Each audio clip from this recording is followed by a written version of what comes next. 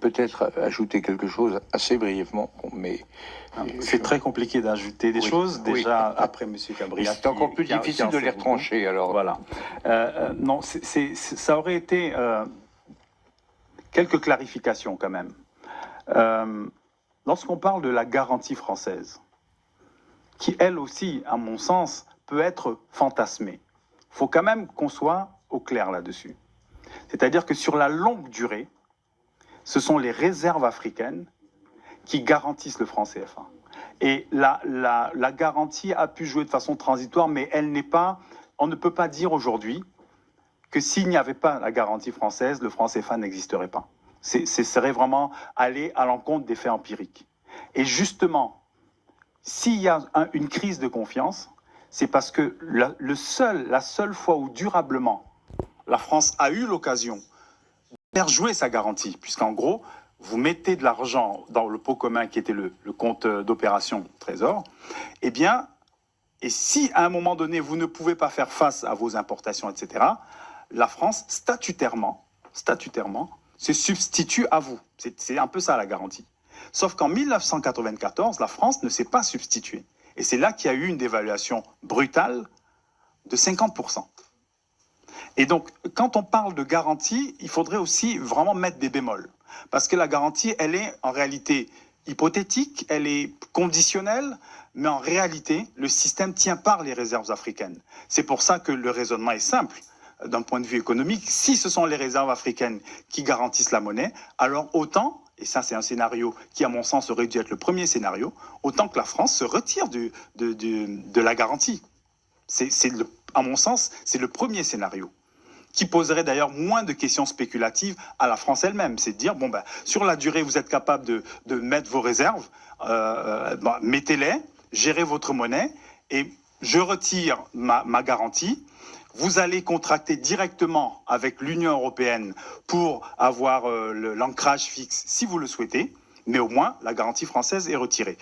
Quand vous dites que la France s'est retirée de la gouvernance, précisons une chose, la France ne s'est pas retirée par exemple en Afrique centrale, elle est dans la gouvernance de la CEMAC d'une part, et d'autre part, le fait de se retirer de l'administration ne veut absolument pas dire qu'on n'est pas présent dans la gestion de la zone. La preuve, c'est que les règles cardinales, on l'a dit, ont été fixées depuis 1945 carrément par la France. Donc la France est toujours présente par les règles. La France a administré la dévaluation, donc elle est présente encore par les règles. Et pour terminer, lorsqu'on parle des sanctions, et ça je pense que c'est très important, il faut vraiment mettre cette question au premier plan.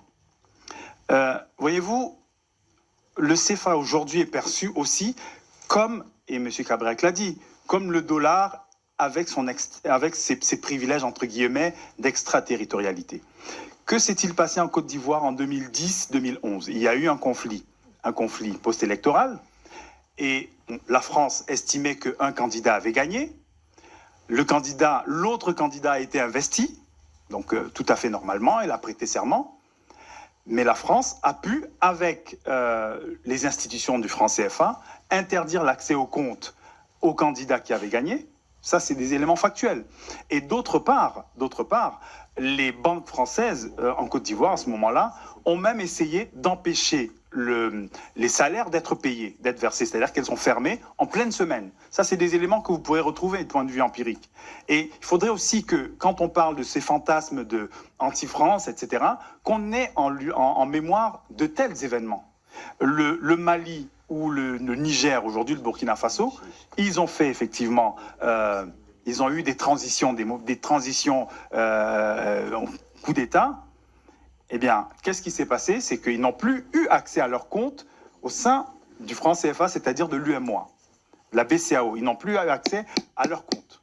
La conclusion, c'est quoi? C'est que finalement, l'impression, c'est que le franc CFA joue une carte qui ne lui est pas statutaire, parce qu'il n'a pas statutairement, il ne peut pas s'ingérer dans les cycles politiques, mais concrètement, il le fait.